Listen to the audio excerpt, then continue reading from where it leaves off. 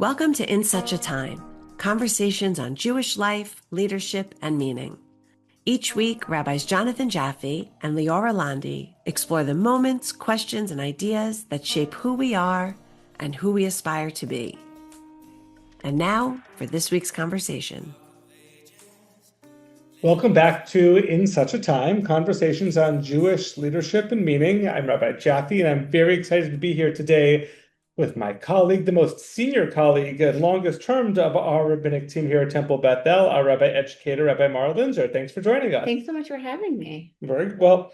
We talked about wanting to put together a session at the beginning of the religious school year to talk a little bit about religious school vision for the congregation. Your work here as a religious school is such a center, such a crown jewel for our congregation. I think it would be really helpful to our congregants to hear a little bit more about your educational philosophy and where you come from with this. Are you ready to go? Yeah, let's do it. Let's do it. So to start off here, I'd love to know a little bit more about you, and I'm sure our congregants would as well, in terms of your approach to Jewish education. What inspired you to become an educator? What sort of role models you had growing up? Where did this come from? I was fortunate enough when I was studying in rabbinical school in Cincinnati that Hebrew Union College received a grant for rabbinical students to pursue their master's in Jewish education. And in fact, they were resources that hadn't been utilized in the Cincinnati campus. And so a classmate and myself, we approached the campus and asked if they would be willing to start a cohort. And so we were the first two rabbinical students to go through. We actually did distance learning with Hebrew Union College's School of Education, and that really changed the course of my rabbinate. I really hadn't considered education as the direction for my rabbinate until that year's program. It really fundamentally changed the way that I saw my rabbinate and what I thought my mission and vision would be as a rabbi. I'm so glad we're doing this because, believe it or not, I didn't know that. I always thought that you would apply to rabbinical school with the education in mind, being that this is such obviously a passion and strength for you. I was actually ordained before I did the master's in education. So I went a little different path than most of my classmates. Wow. So tell me, so you come here to Temple Bethel in 2013. It was with Rabbi Fuchs, was our interim rabbi at the time. And you began this process of revitalizing Jewish education here at the synagogue. What are you most proud that you've been able to accomplish here over the past 11 plus years? I think I'm most grateful for the lay leadership and the investment in our school. I think that when I got here, the community was so open to change. That there's been really no resistance to any changes, any ideas that I've brought to the community. And there's a true partnership with our lay leaders here and our teachers. We always say it's the kind of place you get sucked into.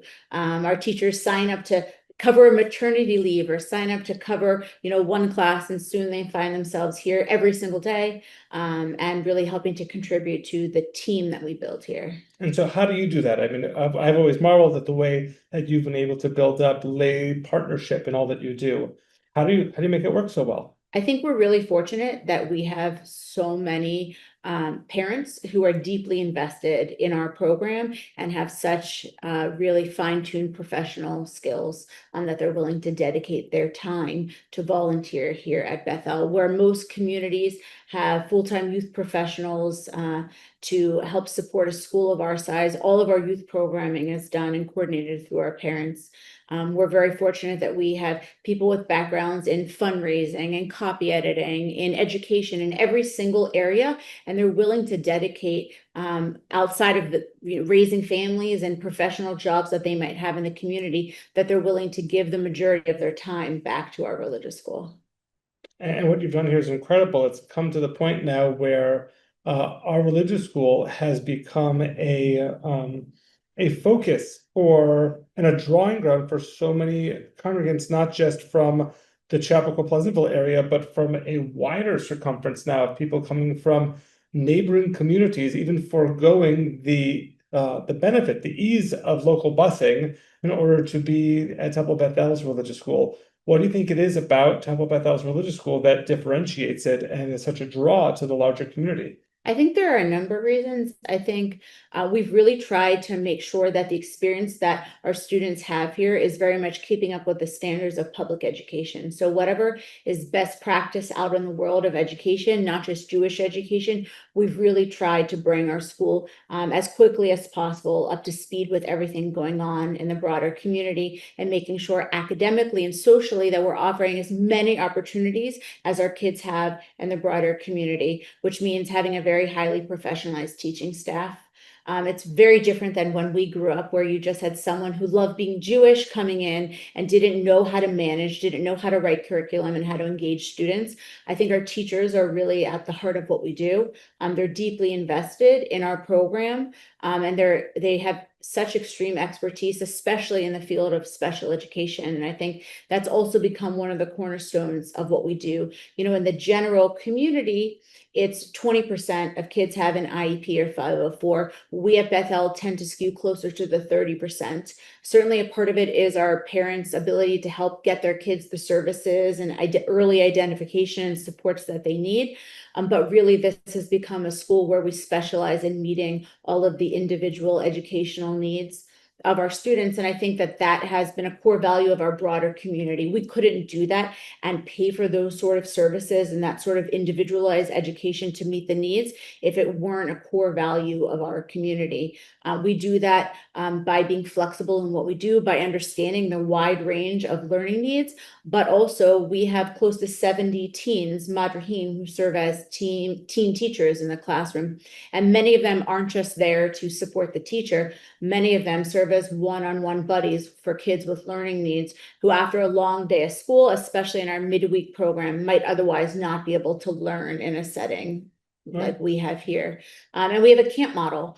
So we don't expect the kids to be able to sit still any longer than is really reasonable for them. So in our youngest grades, that means on a Sunday morning, we offer 2 enrichments, 2 alternative experiences to an already engaging curriculum. And for our older students, we make sure we offer at least 1 enrichment. It can be art, it can be music, it can be a sport activity. Wherever the kids are and whatever they need, we tailor, and based on the seasons, we try and take them outside when we can and really just give them a well-rounded experience. Trips, special programs, whatever's going to engage the kids and give them a deep Jewish learning experience, we try and make sure we're able to do here.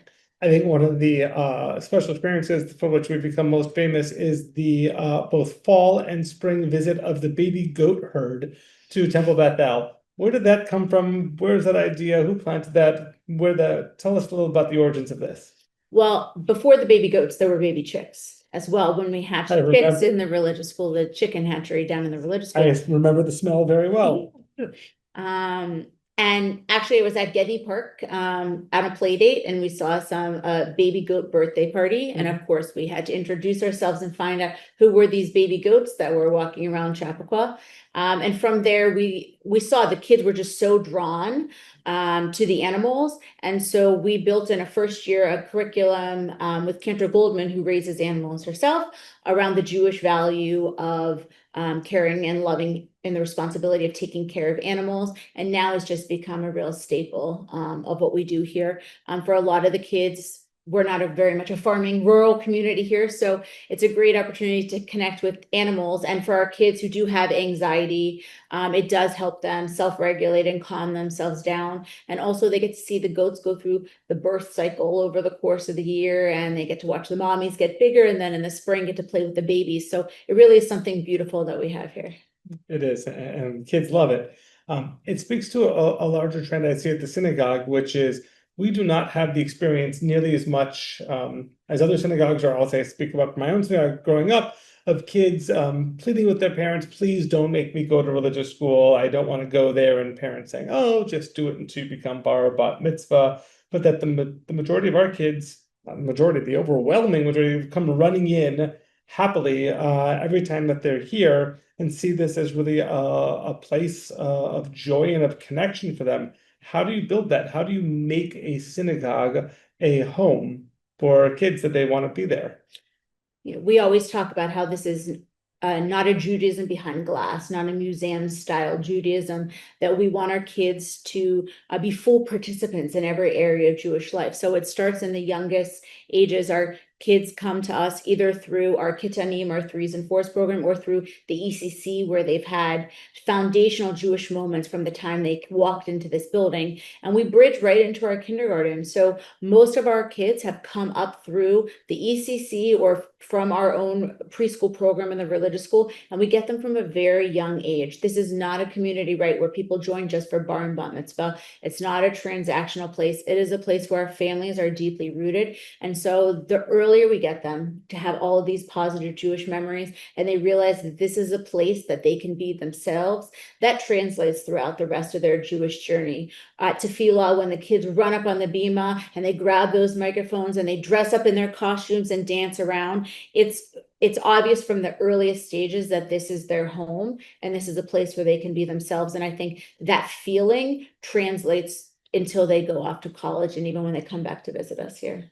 Some people who are listening to this from our congregation might not be as familiar with our school and some of the things we do. What do you mean by getting into costumes? Why are you having kids dress up at religious school? So every year we create a curriculum within the religious school for our K to 6th graders, or even our preschoolers through 6th graders, where we teach them something at all of our tefillah. So this past year we had lions. Oh, we were lions. We were lions, and we were teaching about Jewish heroes of our people. Giborei Yisrael. Giborei Yisrael, yeah. And this year, well, I don't want to give it away. Is it too early to give it away, Rabbi Jaffe? I think by now the school year will have started, Okay. so you can let out your secrets. So we're going to be having a butterfly, parpar, and we're going to be teaching about transformations that have happened under Jewish leadership and Jewish inventions, Jewish inventors, and contributions to the world made by Jews. So I think the kids will really enjoy learning about that. So at every tefillah, we have a theme song that Rabbi Jaffe writes and records.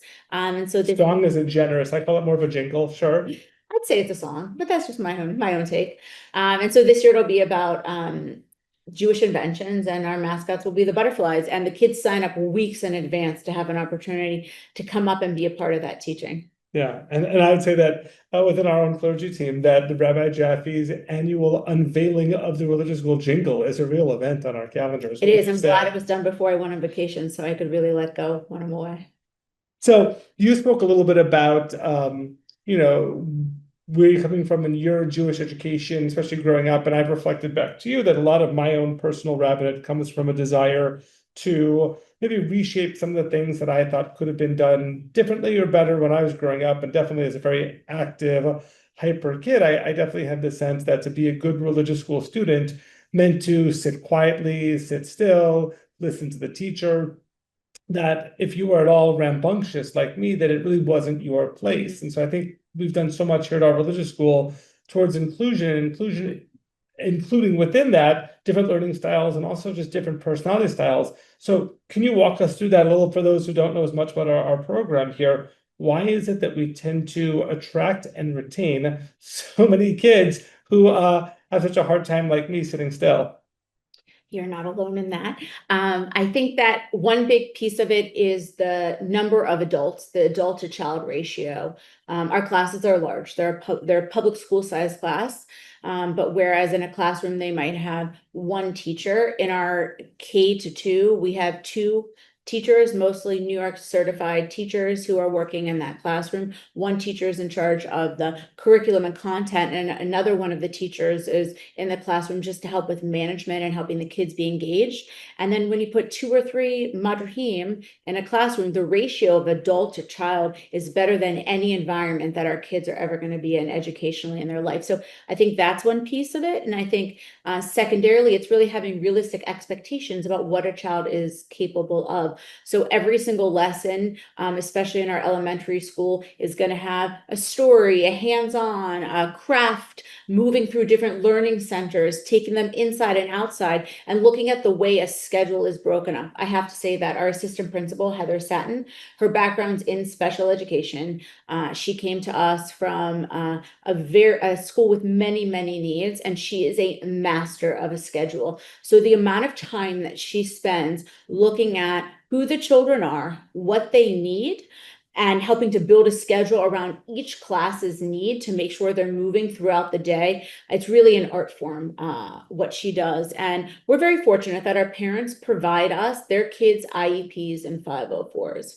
There are many schools where parents won't even identify that their kids have learning needs, let alone share the school documentation with us. We've had situations where we have spoken to building psychologists, private therapists. We have read neuropsyche evals as they're done and helped to make recommendations. So again, it goes back to that partnership. Our parents give us all of the information that we need to help provide learning for those students.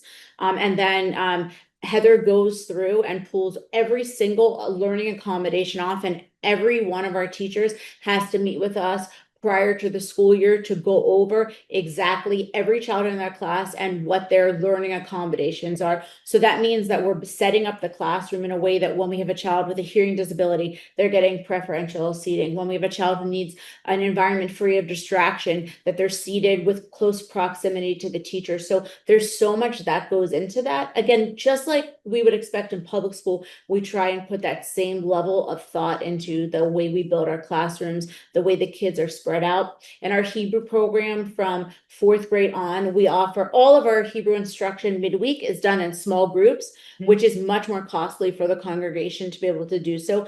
But again, it comes along with making sure that every child has a place in the Jewish community, and making sure that they can all succeed. So we offer a special education program fully embedded within the regular program, 4th grade through 7th grade.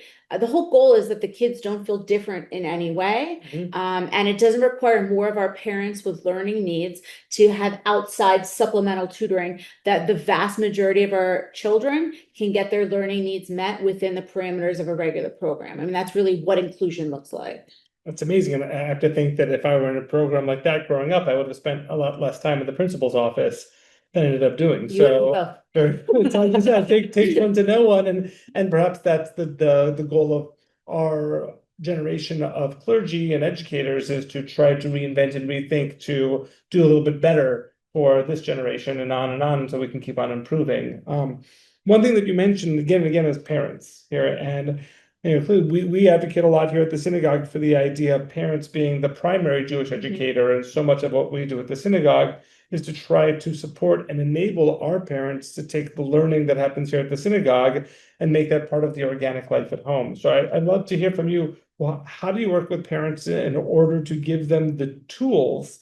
A lot of our parents are coming to the school with very little Jewish education themselves beyond what they received in their own childhood Jewish education. So how are you strengthening them in order for them to serve in this capacity? Our parents are invited into the school multiple times. Every grade level has a parent education. Over the course of the year, there's also a family education where the parents learn first with a member of our clergy team and then alongside their child. And the curriculum follows both the Jewish year and holidays and things that they can do at home to support the learning here, as well as curricular units that are built alongside. So for instance, our 4th grade parents learn about Jewish immigration because the children are doing a spring unit on Jewish immigration to America. So where we can, we try and complement the parent learning alongside the children. That's actually a triple piece, because they're also getting the immigration story in 4th grade public school as well, so that it's one piece on top of another, correct? Okay, great. Sorry, you get credit for that. Go on. And I think that our parents they're always in the building. So our parents come in to volunteer all of our holiday celebrations, and we offer really extensive adult education opportunities here through the congregation. So when our building is not totally full, we do try and do some on Sunday morning so that the parents can come in. But there are so many opportunities within our community for parents to be learning as well. Oh, very good. Let's turn to an issue that's certainly on all of our minds these days, which has to do around Jewish education around Israel. And obviously Israel is such a complex topic to wrestle with, but yet such a integral, necessary one to equip our kids with a foundation, so as they go out into the world, and often a world that is very hostile and dismissive of Jewish history regarding Israel, that they're prepared to do so. So could you talk a little bit about your strategy around educating our children around Israel and providing for them a sort of a mature, complex, nuanced, yes, education, rather than just Israel is the best place of all time and we should all be there? Go ahead. So I think the cornerstone of what we do from the earliest elementary school grades is we introduce to them the idea of Am Yisrael, of peoplehood, right? I think that one who lives in the United States where Israel is so far away, you can't start building knowledge of Israel until you understand what it means to be a part of our people, what it means to have that identity. And I think that our parents are really partners in helping to have those conversations. So we start in third grade learning about Jewish communities around the world. They interview people from Bethel who come from different Jewish places, and they start to understand what are similarities, what are commonalities. Also, we highlight differences. Certainly, even Am Yisrael, even the Jewish people are diverse in so many different ways, but that's a part of also understanding what it means to be a part of a people. So we really lay that foundation very strong in third grade, and then we build upon that as its foundation. So we talk about Israel in every grade, and we try and teach not just about ancient Israeli history, which is very important, but also about diversity in Israel, about complexity. We're partnering this year with Stand With Us Israel Link program, which is their Israel middle school curriculum, which offers to us Israel through the eyes of a vast, diverse array of Israelis, which I think is really important. So something that's very special to us is our commitment to bringing Israelis into our program. As much as we can learn about it and watch videos, if we could, we would take every child to Israel and let them interact with the Israeli people, because I think that's where we build these relationships where they can personalize and have some connection. And so we're fortunate enough to have Eden, who is a mid-level shlicha, a part of our community.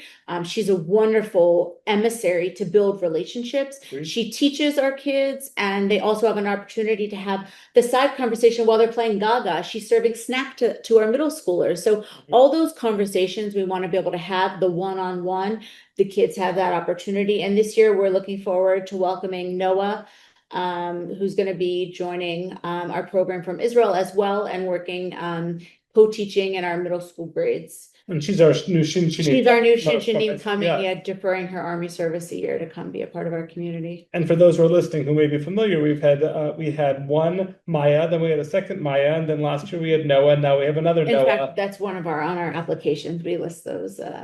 But it doesn't just end though in fifth grade, right? Fifth grade, we're teaching about the complexities of Israel, the history, the diversity, and all of those things.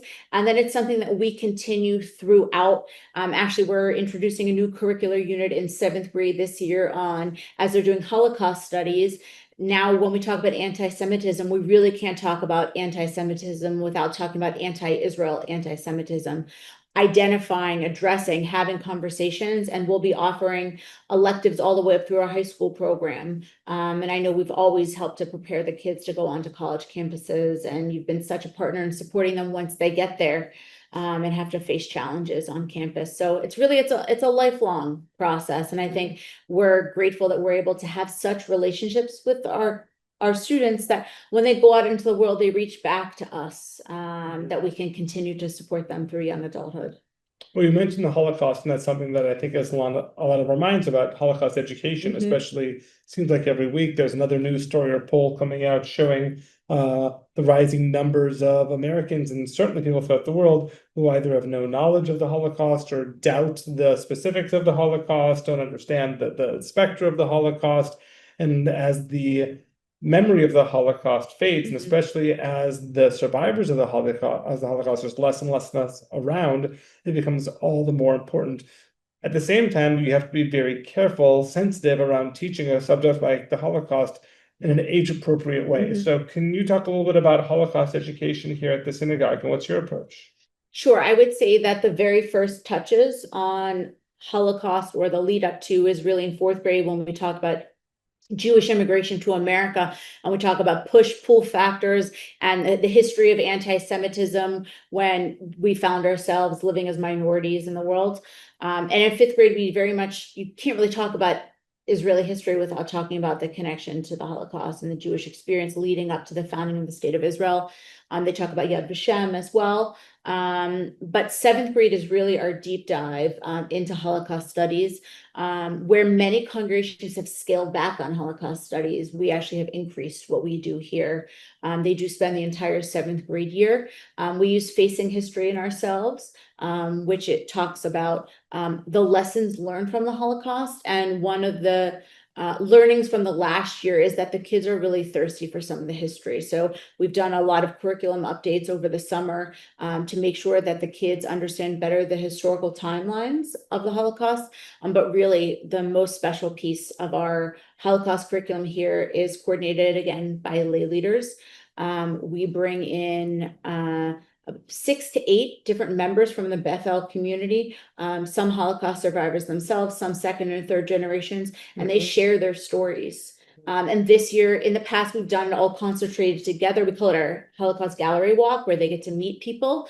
That was a heavily concentrated unit. And this year, we're spreading them out throughout the year along the topics that we're covering, and also to give our students an opportunity to deeply reflect in between each experience, because they're so powerful that when we back them up, they really don't have that opportunity. And we as educators know the self-reflection is just as important. What they learn from it, how they respond to it, is just as important as the conversations themselves. Well, a lot of these conversations around Israel, Holocaust, they require a connection post B'nai Mitzvah age, that really it's within the later years of middle school, high school, adolescence, in which these can be discussed in a nuanced way.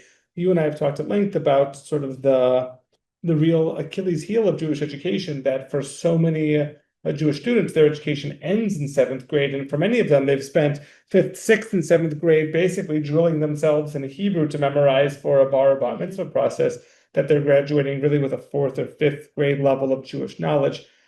How do you retain teens? I think that each year here at the synagogue, somewhere between 2/3 to 3/4 of our teens are involved in some way. That's as opposed to 25% is the national average.